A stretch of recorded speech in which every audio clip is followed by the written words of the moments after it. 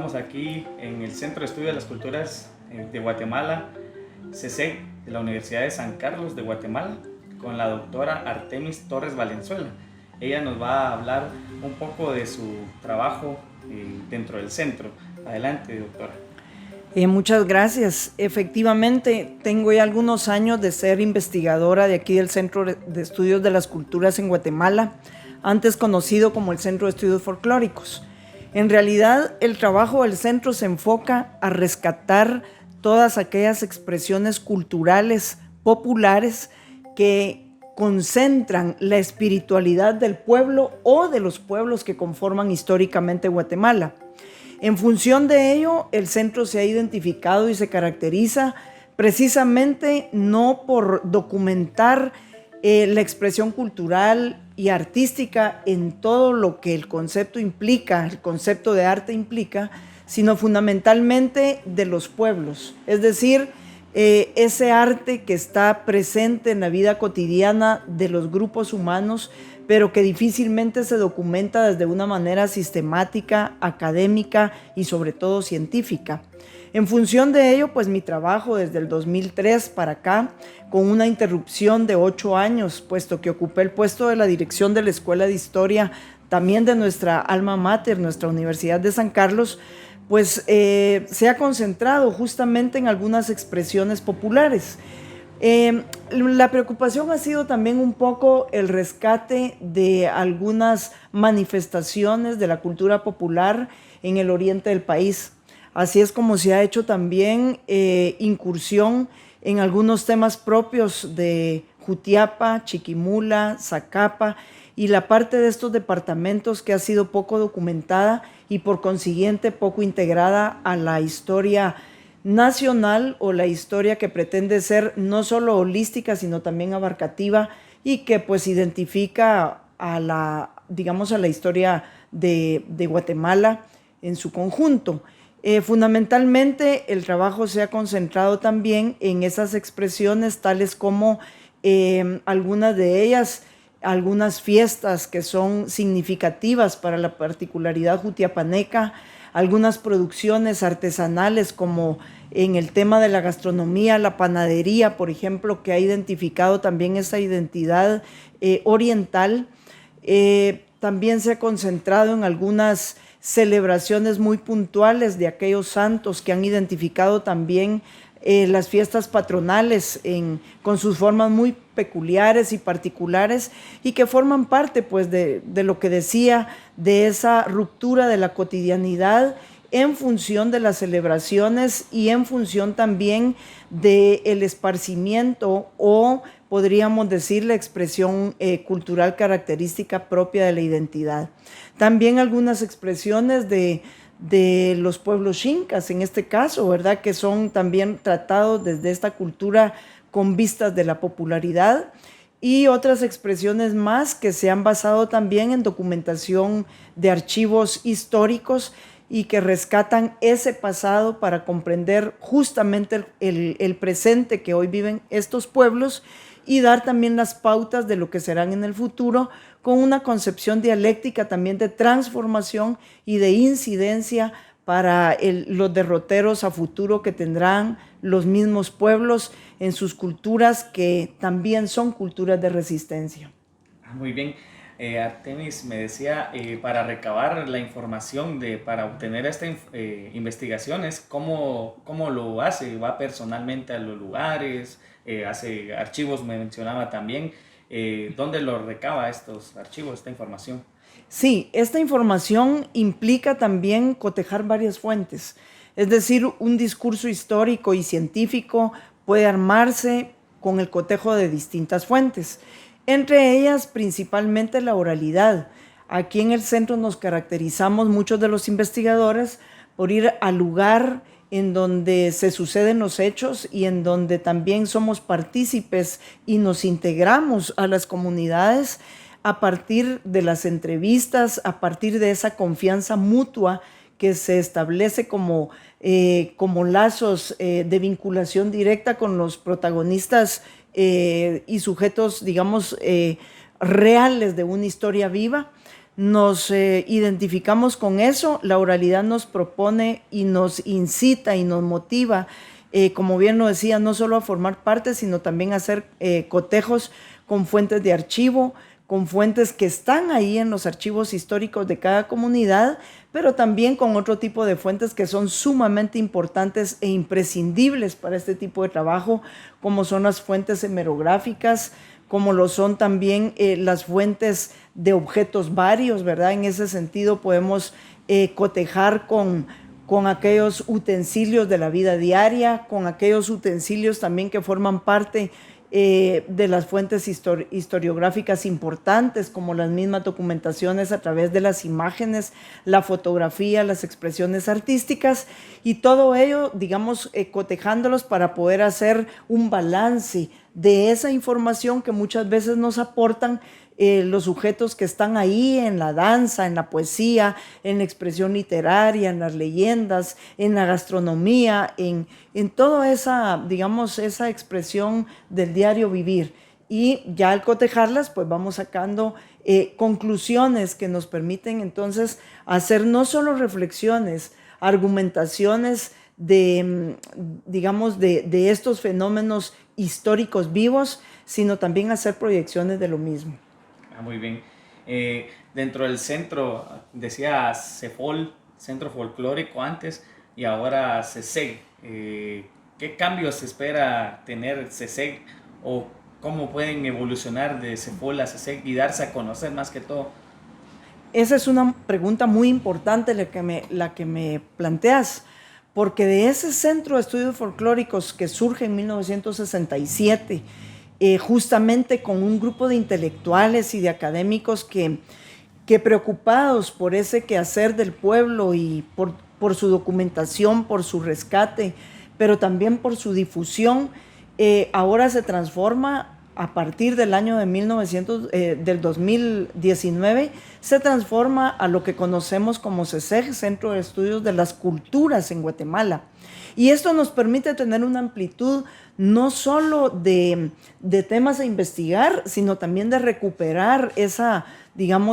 preocupaciones que hay en el ámbito científico, académico, por incursionar en otros temas que son demandados hoy por el pueblo de Guatemala. Sabemos que somos la universidad pública, que somos la universidad que se debe al pueblo de Guatemala y que debemos de tener incidencia con nuestros temas de investigación. Producto de ello es que con esta apertura de temáticas, pues obviamente también la apertura de temáticas implica una apertura metodológica para poder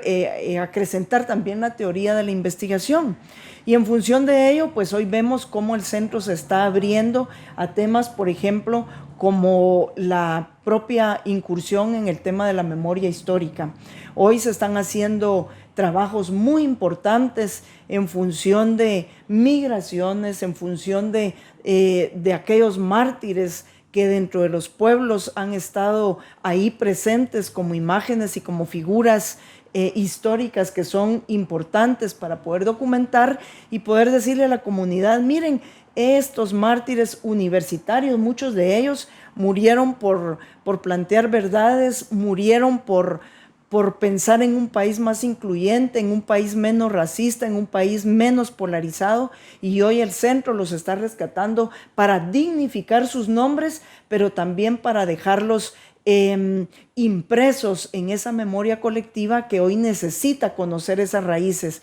y sobre todo por hacer también una justicia social, porque recuperar sus nombres, sus trayectorias y posicionarlos en el ideario, en el ideario de los pueblos o en el ideario de los departamentos, en este caso, pues también implica